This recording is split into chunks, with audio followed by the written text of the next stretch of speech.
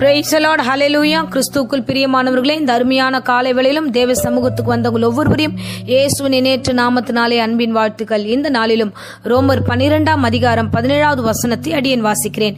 ஒருவனுக்கும் தீமைக்கு தீமை செய்யாதிருங்கள், எல்லா மனுஷருக்கு முன்பாகவும் யோக்கியமானவைகளை செய்ய நாடுங்கள். ஆமென், ஹல்லேலூயா. எல்லா மனுஷருக்கு முன்பதாகவும் யோக்கியமானவைகளை செய்ய வேண்டும்.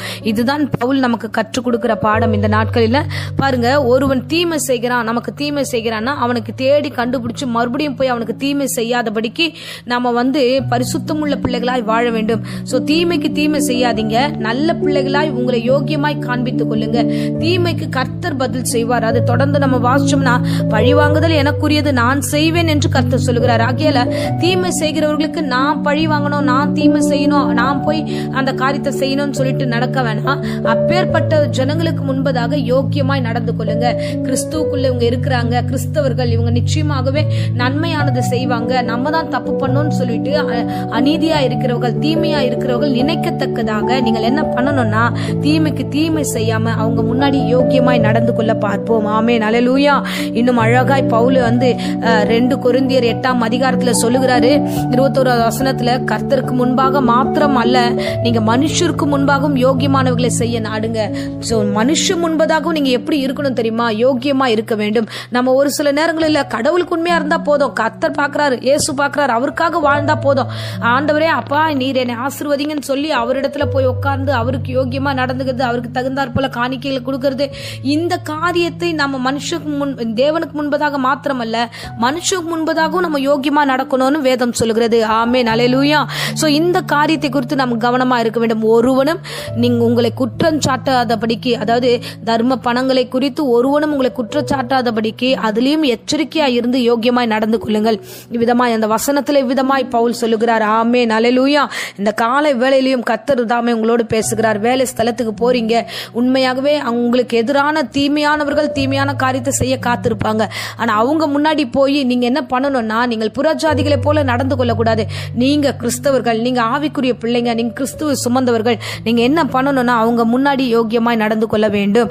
எஜமானு எப்படியெல்லாம் என்னெல்லாம் வேலை கொடுத்திருந்தாரோ, என்ன செய்ய சொல்லியிருந்தாலோ அதை யோக்கியமாய் செய்ய நம்ம பார்ப்போம். ஜாக்கிரதை உள்ளவர்களாக நடந்து கொள்ள வேண்டும். முயற்சி பண்ணுவோம். நம்மளால முடியலனாலும் அதை முயற்சி பண்ணுகிற பிள்ளைகளாய் இருக்க வேண்டும். ஆமேன்.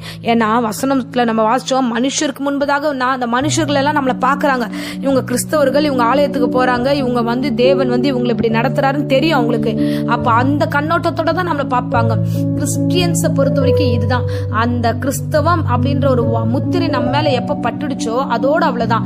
அவங்க இயேசுவை தான் முதல்ல பார்ப்பாங்க. இவங்க இயேசுன்னு போடுறாங்க, இப்படி அநியாயம் பண்றாங்களே அப்படின்னு சொல்லிட்டு தான் பேசுவாங்க. ஆகையால நீங்க கிறிஸ்தவர்களா இருக்கிறபடினால, இயேசு கிறிஸ்து எல்லா பாடுகளையும் சகித்தது போல நீங்களும் பாடுகளை எல்லாவற்றிலும், உங்களுக்கு தீமை செய்கிறவர்களுக்கு நீங்க வாய் மூடி அமைதியுள்ள பிள்ளைகளாய் அது எல்லாவற்றையும் கர்த்தர்கிட்ட ஒப்பு கொடுத்துட்டு நீங்க நன்மை செய்யுங்க.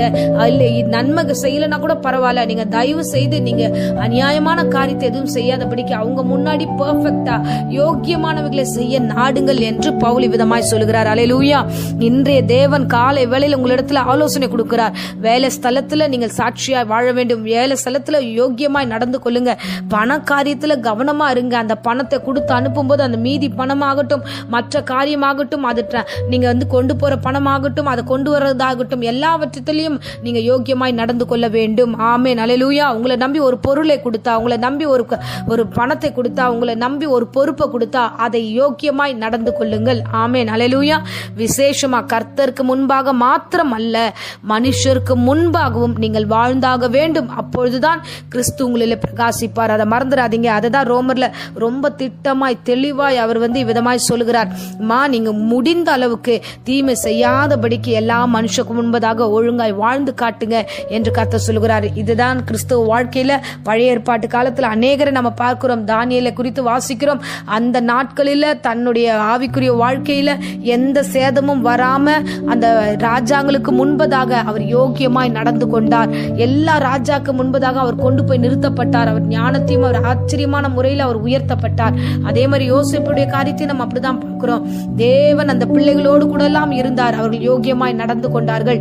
அந்த புறஜாதியாகிய தேசத்திலையும் பார்வோன் இடத்திலையும் அவர்கள் நடந்து கொண்டார்கள். இங்கே பாபிலோன் ராஜா மத்தியிலையும் இவர்கள் நடந்து கொண்டார்கள். சோ புறஜாதிக்கு மத்தியில நம்முடைய தேவதாசர்கள் யோக்கியம் யோக்கியமா நடந்து கொண்டார்கள். நீங்களும் இந்த பிரசங்கத்தை கேட்கிற அருமையானவர்களே, நீங்கள் கடந்து போகிற எல்லா இடங்களிலும், வேலை ஸ்தலம், படிக்கிற இடம், இல்லைன்னா உறவு முறைகள், எங்கெல்லாம் போறீங்களோ அங்க யோக்கியமாய் நடந்து கொள்ளுங்க. கிறிஸ்துவ பேரை காப்பாற்றுங்க.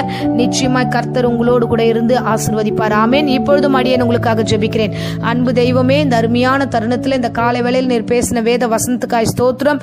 ஆண்டவரே, நீர் எங்களை எங்க வச்சீங்களோ அந்த இடத்துல நாங்க யோக்கியமாய், எங்களை சுற்றி எங்களை மனுஷர் பார்த்துட்டு இருக்காங்க, அந்த மனுஷருக்கு முன்பதாக நாங்கள் உண்மையோடும் உத்தமத்தோடும் யோக்கியமாய் நடந்து கொள்ள கிருபை தாங்க. விசேஷமா எனக்கும் என் பிள்ளைகளுக்கும் பண காரியத்துல நாங்கள் சாட்சியாய் வாழ வேண்டும், யோக்கியமாய் நடந்து கொள்ள வேண்டும். என்னென்ன காரியமோ அதை ஒப்புவிக்கிறதுல கவனமுள்ள பிள்ளைகளாய் இருக்க எங்களுக்கு கிருபை தருவீராக. ஆசீர்வதியும் வழிநடத்தும் கர்த்தர் தாமே பொறுப்பெடுத்துக் கொள்ளுங்க.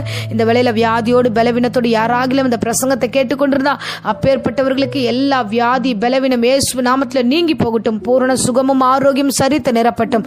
ஆசீர்வதியும் வழிநடத்தும். இயேசுவின் நேற்று நாமத்துல ஜெபித்து ஒப்பு கொடுக்கிறேன் ஜீவனுள்ள நல்ல பிதாவே. ஆமேன். ஆமேன். Praise the Lord. God bless you.